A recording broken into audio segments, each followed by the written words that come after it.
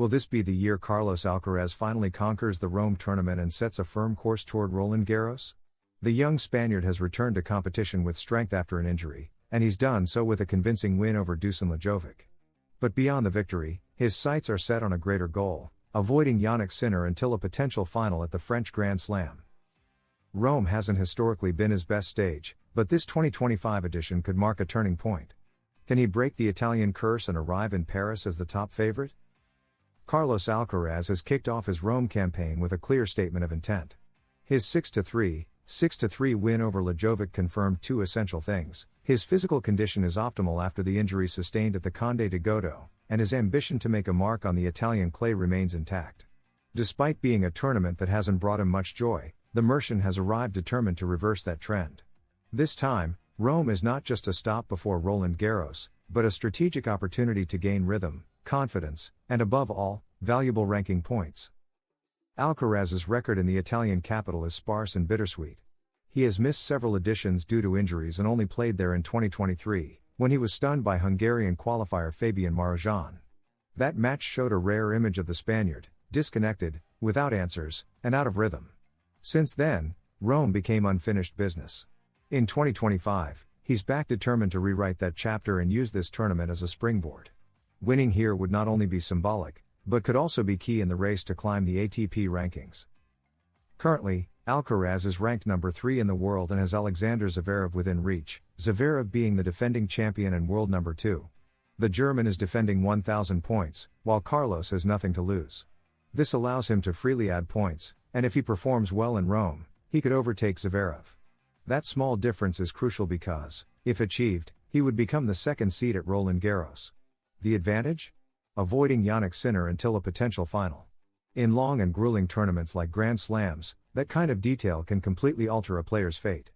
Avoiding Sinner is not just a comfort strategy, it's a tactical necessity. The Italian is hungry for revenge, fresher than his rivals after recent rest, and eager to make up ground after a recent suspension. His aggressive style and growing confidence have made him one of the most dangerous players on tour. Alcaraz has deep respect for him, as shown in his post-match comments. "I needed him on tour. He pushes me to give my best and makes tennis more exciting for everyone." But at the same time, he knows that facing him in the early rounds could be an unnecessary risk. Roland Garros is the second major goal of the year, and Alcaraz wants to arrive there in top form. He has already shown he can rise to big occasions. He has won all 4 Grand Slam finals he's played, a stunning statistic for such a young player. Additionally, out of the 25 finals he's reached in his career, he has only lost 5. Clearly, in decisive moments, he's a formidable competitor. That's why conserving energy and avoiding an early clash with Sinner could mean the difference between glory and an early exit. Beyond rankings and matchups, Rome represents a personal battle for Alcaraz. It's the only major clay court tournament that still eludes him. He has already conquered Monte Carlo, as well as Madrid and Roland Garros. Winning at the Foro Italico would complete his collection of major clay events and prove that he has reached full maturity as a player. Unlike previous years, he now comes with a more versatile game, a more powerful serve, and a calmer mindset. He's no longer just a promise, he's a reality aiming for total domination. And we can't forget that we are at a key point in the season. After Rome come intense weeks with Roland Garros and then Wimbledon. The stretch from May to July is crucial in the race for world number 1. Alcaraz knows it, and that's why he has marked Rome in red. It's not just about physical preparation, but about sending a message to the circuit: he's ready to take back control. Every win in Italy is another step toward the top, and a way to leave behind the doubts raised by his recent ups and downs. Finally, there's something else at stake: the narrative. In sports, every career is made up of moments of redemption. And Rome could be one of those for Alcaraz. Winning on a court that once made him suffer would be a symbol of growth, strength, and maturity. It would also allow him to arrive at Roland Garros not only with points but with his head held high. In tennis, as in life, sometimes the toughest rival is not the one across the net, but the ghosts of the past. And Carlos is determined to exorcise them one by one. Carlos Alcaraz is facing much more than a tournament in Rome. It's a testing ground, an emotional rematch, and a key opportunity to define his path toward Roland Garros. Winning here could mean avoiding Jannik Sinner in the early rounds of the French Grand Slam and securing a privileged spot in the world rankings. But beyond strategy, it's also a matter of pride and personal evolution. The Spaniard has the talent, the experience, and now, the motivation to turn his weaknesses into strengths. If he manages to conquer Rome, or at least advance deep, he'll arrive in Paris as a more complete, dangerous, and confident rival. The journey to another Grand Slam title begins here. What is the real relationship between Carlos Alcaraz and his coach Juan Carlos Ferrero? The young Spanish champion, who just returned to competition at the Rome Masters 1000 after an injury, has offered a glimpse into his personal and professional world. And he did so following the release of his Netflix documentary, which has sparked a wave of reactions across the tour.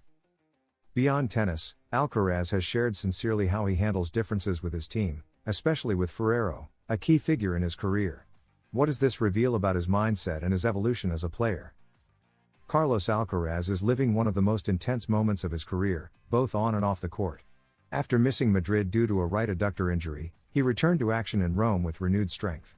But not everything has been about rackets and matches. The release of his Netflix documentary has brought him to a new level of media exposure. At a press conference, he admitted he was nervous at first about how the public would receive it, but was pleasantly surprised. Many ATP colleagues congratulated him on the authenticity of the content, which gave him confidence in the message it conveys. One of the most highlighted parts of the documentary is the relationship between Alcaraz and his coach, former world number 1 Juan Carlos Ferrero. In recent interviews, Carlos acknowledged that while there are no direct confrontations, there are differences in how they view daily life as professionals. He explained that his team sometimes doesn't understand his need to enjoy life, to not take everything with the extreme seriousness that characterizes many elite athletes. And although that can sometimes cause tension, he prefers to follow his own path, trusting his instincts. Alcaraz made it clear that these differences are not signs of fracture, but part of a healthy relationship. According to him, conversations with Ferrero and the rest of the team are constant and necessary. They don't always agree, but everyone knows they share the same goal. For the Mercian, that dynamic of debate and mutual understanding is, in fact, beautiful. It allows him to grow, learn, and stay emotionally connected to what he does, without losing his essence as a person. This kind of honesty is rare in the tennis world, and it shows surprising maturity for someone only 22 years old. This way of seeing the sport, where personal happiness also has a place, might be one of the keys to his success. Alcaraz doesn't just want to be a champion, he wants to be a balanced human being. He knows not everyone understands his approach to living tennis, but insists he won't change his philosophy. His inner circle, family, friends, and team, is his guide, and even though there may be disagreements at times, it doesn't stop them from rowing in the same direction. Ultimately, his relationship with Ferrero remains one of the cornerstones of his career, a blend of demand, respect, and understanding. Carlos Alcaraz has shown that the road to the top of tennis doesn't have to be rigid or predefined. Through his documentary, his statements, and his way of living the sport, he makes it clear that he seeks a career built on emotional balance, without giving up his authenticity. The differences with his coach are not an obstacle but a source of mutual learning and growth. This unconventional yet powerful vision may be one of the great secrets behind his rapid rise. Alcaraz doesn't just want to win, he wants to do it his way, enjoying the journey. Can an injury be a blessing in disguise? Carlos Alcaraz, one of the most promising players on the tour, has returned to the courts at the Rome Masters 1000 with an unexpected confession. After recovering from a right adductor injury that kept him out of the Madrid tournament, the Spaniard acknowledged that his time away brought more than frustration, it offered a valuable mental break. Rather than sinking, Alcaraz used the adversity to reconnect with his environment and, above all, with himself. What impact did this break really have on his return to competition? Carlos Alcaraz arrived in Rome with physical doubts after his forced absence from Madrid. The injury sustained in the Conde de Godó final against Holger Rune prevented him from performing at his best in that match and forced him to stop during a critical part of the clay court swing. But on his return, he surprised everyone not just with his level, but with his words. "I've passed the test," he said with a smile, making it clear that the recovery was more than physical. During his time off, he was able to spend more time with friends and family, something rare in the routine of a professional tennis player. That contact with his inner circle helped him disconnect and regain mental energy. For a player like Alcaraz, so young and under intense media pressure, each season is an emotional roller coaster. Injuries like the one that sidelined him in Madrid can be devastating for any athlete's morale. However, instead of lamenting, the Mercian chose to see the positive side. He used the time to recharge and return with a clearer mindset. "I always try to find the positive in any situation," he explained, reflecting a maturity well beyond his 22 years. And that approach could be key in this demanding stretch of the season. On court, his initial performance in Rome showed he hasn't lost rhythm. With agile movement and solid play, he left physical doubts behind and reconnected with his best version. But the most revealing part is off the court. Alcaraz admitted he was surprised at how well he handled the situation. He said he enjoyed that break and that it even helped him refresh his mind. In a sport as demanding as tennis, where every week counts, this forced pause turned into an opportunity for personal and professional growth. These kinds of experiences forge champions. Knowing when to pause, reflect, and come back stronger is a skill few master. Alcaraz has shown not only that his body has healed, but that his mind is now better prepared for the challenges ahead. With Roland Garros just around the corner, this mental reset might be exactly what he needed to tackle the second Grand Slam of the year with renewed energy and unwavering ambition. In elite competition, mental freshness can make the difference between a good result and an unforgettable feat. Carlos Alcaraz has passed a silent but vital test, turning a physical setback into a chance for mental strengthening. His return in Rome marks not only the end of an injury, but the beginning of a new, more mature, balanced, and emotionally solid phase.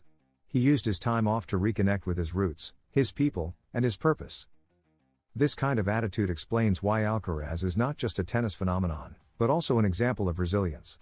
If he continues combining talent with emotional intelligence, his path to the top is clearer than ever. What do you think of Alcaraz's mental approach to injuries? Do you believe that break was key to his return in Rome? Leave your opinion in the comments and subscribe to follow the journey of this young prodigy. See you in the next video with more stories that reveal the human side of high-level sport.